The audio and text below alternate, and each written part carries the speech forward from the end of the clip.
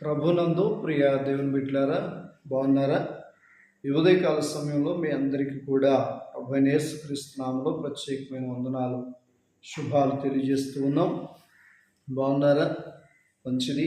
చాలామంది దేవుని వాక్యాన్ని వినటానికి, చదవటానికి లేదా ప్రార్థించడానికి సమయమే లేకుండా తిరుగుతున్నట్లు ఉన్నారు. ఏదైనప్పటికీ ఆఖరి దినాల్లో ఉన్నాం. సంవత్సరం ఆఖరి దినం, అలాగే ఈ యొక్క యుగ సమాప్తి దగ్గరికి వస్తున్నటువంటి పరిస్థితులు కనపడతా ఉన్నాయి. ఎందుకంటే అక్కడక్కడ భూకంపములను, కరువులను, యుద్ధములు జరుగుతాయని యేసు ప్రభు వారే స్వయంగా చెప్పారు. మరి మన ప్రాంతంలో, న్యూజివీడు ప్రాంతంలో, కోనేరుపేటలో కూడా కొంతవరకు మరి భూకంపం వచ్చిందని వార్తలు వస్తూ ఉన్నాయి. మరి ఇవన్నీ జరుగుతూ ఉన్నాయి. అయినప్పటికీ మనిషి భయపడక దేవుని దగ్గరికి రాలేకపోతున్నాడు. చూడండి, మిగతా వేరే ప్రోగ్రామ్స్ ఎన్ని వేల మంది చూస్తున్నారు. అవి నెక్స్ట్ ఉపయోగం లేవు. అవి ఉపయోగపడతాయా? ఉపయోగపడవు. ఆ కాసేపు నవ్వుకోవడానికి. కానీ ఈ మాటలు మార్గాన్ని తెరుస్తాయి, ప్రభు దగ్గరికి తీసుకెళ్తాయి. కనుక నిర్లక్ష్యం ఉండమాకండి. ప్రియ తమ్ముడా, ప్రియ చెల్లి, అన్నయ్య, అక్క, ఇప్పుడైనా బైబిల్ తెరిచి చదువు, ప్రార్థన చేయి, వ్యక్తిగతంగా మోకాళ్ళై దేవుడు కృప కొరకు ఎదురు చూడు. తప్పకుండా దేవుడు కార్యం చేస్తాడు. చూడండి, పరిశుద్ధ గ్రంథం, కీర్తన గ్రంథం 90 అధ్యాయం 14వ వచనంలో, ఉదయమునతో మమ్మను తృప్తిపరచుము, అప్పుడు మేము మా దినములన్నీ ఉత్సహించి సంతోషించుదము. చక్కని విషయం చెప్తున్నారు. అయ్యా, ఉదయము నీ కృపతో మమ్మల్ని తృప్తిపరచుము. దేంటానంట? ఆయన కృపతో ఏం చేయమంటున్నాడు? తృప్తిపరచుము అంటున్నాడు. ఎందుకని కృప ప్రియమిత్రులారా తృప్తిపరచు అని ఎందుకు అన్నాడంటే, ఆ కృపలో సమస్తమును దాగి ఉంది. కృపలో ఏమున్నాయి? సమస్తమును దాగి ఉంది. ఉదయం మొదలుకుని రాత్రి పడుకునేంత వరకు ఒక మనిషికి, ఒక వ్యక్తికి ఏది అవసరమో, ఎంత అవసరమో అన్నీ కూడా ఆ కృపలోనే ఉన్నాయి.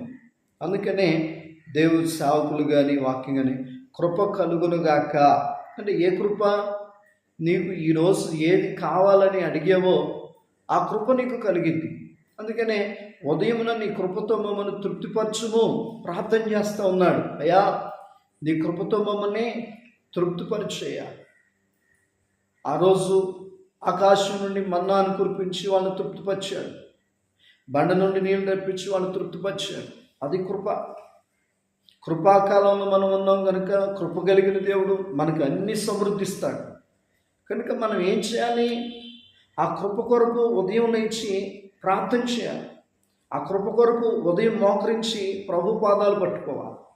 ప్రియమిత్రులారా, యేసన్న గారంట ప్రార్థన మోకాళ్ళ మీద ఉండి చేసి చేసి చేసి అలసిపోయి కాస్త చేతులు చాపి అలా ప్రార్థన చేద్దామని ఆ ఎదర చేతులు పెట్టగానే ప్రియమిత్రులారా, ఎవరో పాదాలు అలా తడిమినట్లుగా, ఆ పాదాలు దొరికినట్లుగా ఉన్నాయంట.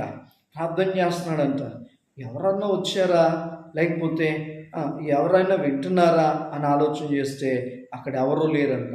దేవుని పాదములు పట్టుకుని, అంటే ఆయన పాదముల దగ్గర ఏదైనా దొరికింది. అందుకనే ఉదయమున నీ కృపతో మమ్మల్ని తృప్తిపరచుము, అప్పుడు మేము మా దినములన్నీ ఉత్సహించి సంతోషించుదము అంటున్నాడు. కనుక ఆయన ఉదయకాలం మొదలుకొని రాత్రి పడుకునేంత వరకు మనం తృప్తిపరుస్తాడు. అయితే మనము దేవుని సన్నిధిని వెతకాలి. అప్పుడు మన దినాలన్నీ కూడా ఉత్సాహంగా, సంతోషంగా ముందుకెళ్తాయి.